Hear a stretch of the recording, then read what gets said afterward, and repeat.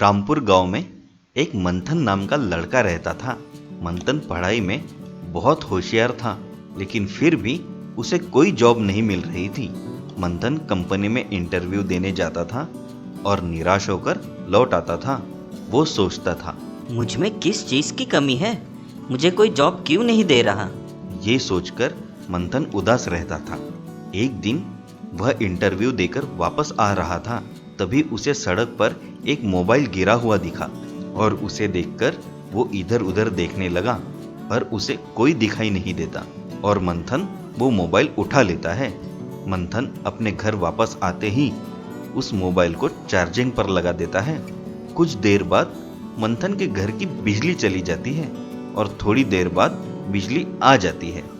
मंथन मोबाइल के पास जाता है और काफी डर जाता है और कहता है, ये आखिर है क्या? मैं जीनी हूँ मेरे आका। लेकिन तुम मेरे घर में कैसे आए? मैं इस मोबाइल का जीनी हूँ। आपने इसे सड़क से उठाया था। अभी मैं आपकी 3 इच्छाएं पूरी करूँगा। क्या तुम सच कह रहे हो? हाँ मेरे आका। मैं कुछ भी मांग सकता हूँ? हाँ मेरे आका।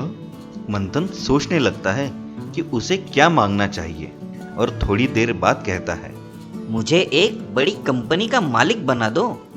जो हुक्म मेरे आका। जीनी मंथन को एक बड़ी कंपनी का मालिक बना देता है। मंथन बहुत खुश हो जाता है। ऐसे ही कुछ दिन बीत जाते हैं और मंथन अपने बड़े ऑफिस में बैठा होता है और सोचता है, मुझे काम करने की क्या ज़रूरत है? मेरे पास अब भी 2 इच्छाएं हैं जिससे मैं इस दुनिया का धनवान इंसान बन सकता हूँ। ऐसा सोचने के बाद मंथन जीनी को आवाज लगाता है और जीनी उसके सामने आता है और कहता है, बोलिए आका। मुझे मेरी दूसरी इच्छा पूरी करनी है। आपको क्या चाहिए आका? मैं जिस चीज़ को हाथ लगाऊं वो सोने में तब्दील हो जानी चाहिए। ऐसा ही होगा मेरे आका। कुछ देर बाद मंथन अपने घर आता है और किताबों को उठाता है तो वह किताब सोने की बन जाती है। ये देखकर मंथन खुश हो जाता है। धीरे धीरे मंथन घर की हर चीजों को सोने में तब्दील कर देता है। कुछ समय बाद मंथन को भूख लग जाती है और उसे खाना खाने की इच्छा होती है और वह खाने को जैसे ही छूता है वह खाना भी सोने में तब्दील हो जाता है। मंथन थोड़ी देर बाद भूख से तड़पने लगता है और वह जीनी को आवाज लगाता है, क्या हुआ आका? मुझे भूख लगी है पर मैं कुछ चीज़ें खा नहीं सकता क्योंकि मैं जिस भी चीज़ को छू रहा हूँ वो सोने की बन जा रही है। आका, आपने ही कहा था आप जिस चीज को भी हाथ लगाओगे वो सोने में तब्दील हो जाए। मुझे कहाँ पता था कि मेरा खाना भी सोना बन जाएगा। मैं सोना खा नहीं सकता। अमीर बनने के लालच ने मुझसे ये सब करवा दिया है। ऐसा पैसा किस काम का जिससे मैं ठीक से खा भी नहीं सकता। आपके पास अब भी आखिरी इच्छा बची हुई है आका।